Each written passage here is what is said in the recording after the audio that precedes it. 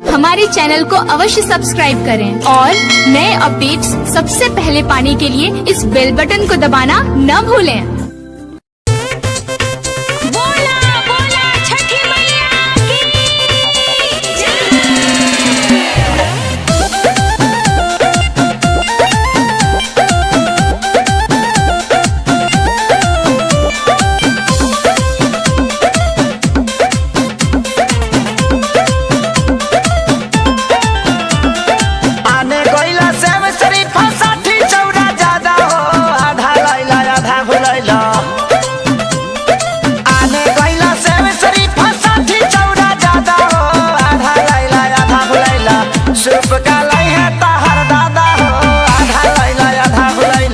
सूप का लाई है ताहर दादा हो, आधा लैला आधा भुलैला। पियरी आइल दियरी आइल तननी आइल सादा हो, आधा लैला आधा भुलैला।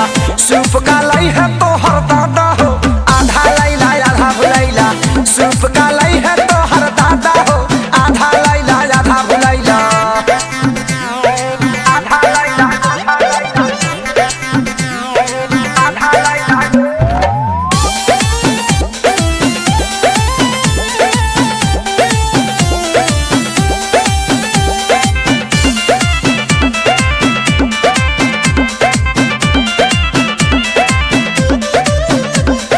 जे कुछिया में जाला बाजारे धलेला तोहके भुलवा ना हो।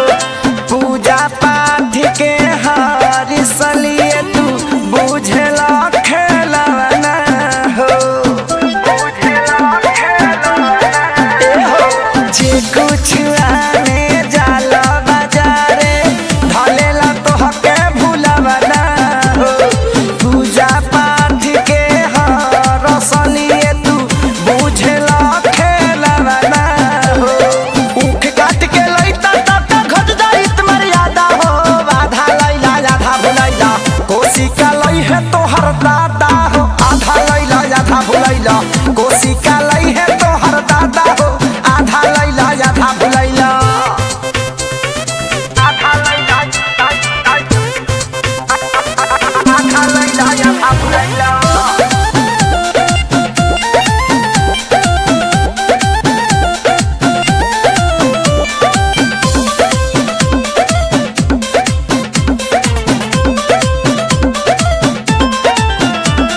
छठी मैया से विनती कर दोनों हाथ पसारी के, ठीक तू सोनू सैया के कद भूले वाली बीमारी के।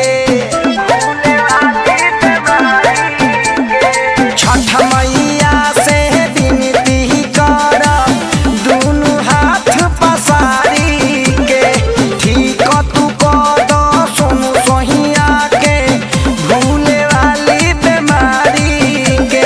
प्यारे लाल खेसारी से तू पहले नहीं खजादा हो, आधा लैला आधा भुलैला।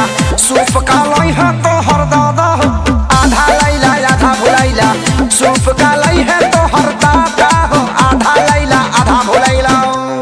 जा फिर लेके आवो।